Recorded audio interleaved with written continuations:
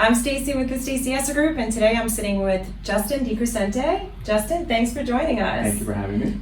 Justin is one of our top professional real estate attorneys, and he's one of our go-to attorneys, and we really rely on you and your team to help us through all of our deals. So we thank you. Thank you. And also, I thank you for being here. So there are so many questions that come up, reoccurring themes, as you would say, related to the law part of a deal. Right. And so I thought maybe it would be beneficial for everybody watching if we could sit down and kind of try to demystify some of those questions and reoccurring themes as they come up. How's that sound? Sounds perfect. Okay, great. Happy to help.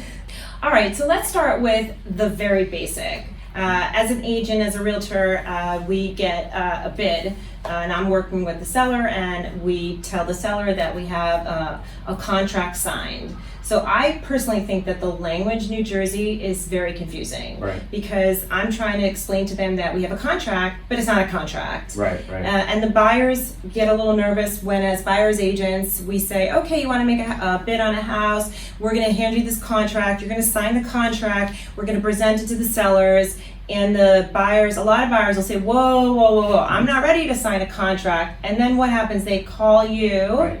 Yes, one of my favorite phone calls is from a potential buyer or seller saying, so I'm buying a house, or I'm selling a house, and I'm working with this realtor, and they want me to sign a contract, but I haven't spoken to an attorney yet. Right. But they told me it's perfectly fine.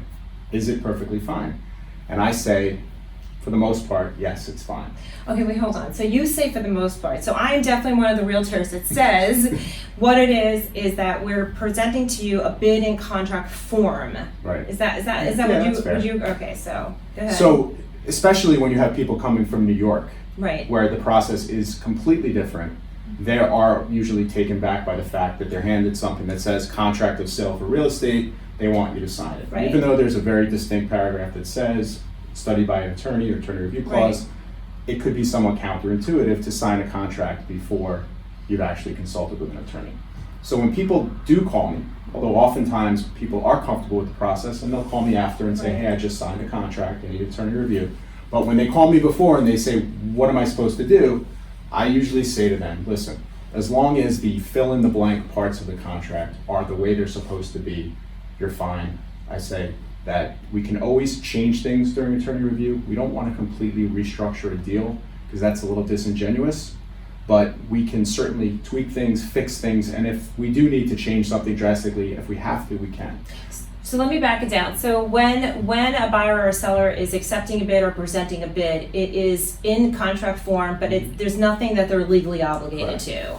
And that I think is the big thing. You know, the bid, until they're out of what's called attorney review, is not a legally binding contract. Correct. Okay. There's actually case law in New Jersey that says if the attorney didn't draft the contract cannot be binding until the attorney has an opportunity, or until a client, a buyer or a seller has an opportunity to consult with an attorney to make the contract binding. So let me say one thing. So what you did say in there, at least what I think I heard you say, was that you are not in a legally binding contract. However, what you're putting down on the fill in the blanks really should represent the tone of the deal. Absolutely. Right? And so that means that we're not trying to be I'm not trying to be a lawyer. So if there's language that a buyer or a seller wants to put in there, I'm not going to try to write it down in what I think your lawyer language is, because I would not get that right. But rather, in my layman's terms, this is what I think the true intention of the buyer and seller are. And now,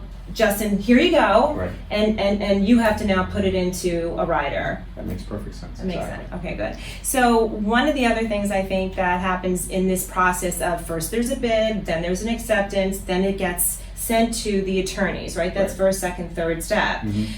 I have had calls where a seller will call me and say, the buyer's attorney has rejected the contract. They're canceling the contract. Stacy, what happened? So if you don't mind kind of walking everybody through what that means, that would be great. Because it is technically a contract, and if in theory the parties chose not to consult with an attorney after that 3 business day period, the contract would become binding as written. It is technically a contract. So what the attorneys are supposed to do, and what the case law says is, the attorney has to technically disapprove of and cancel the contract, but then we reinstate the contract subject to the acceptance of the additional terms, which is either in the form of a rider or an attorney review letter. Right.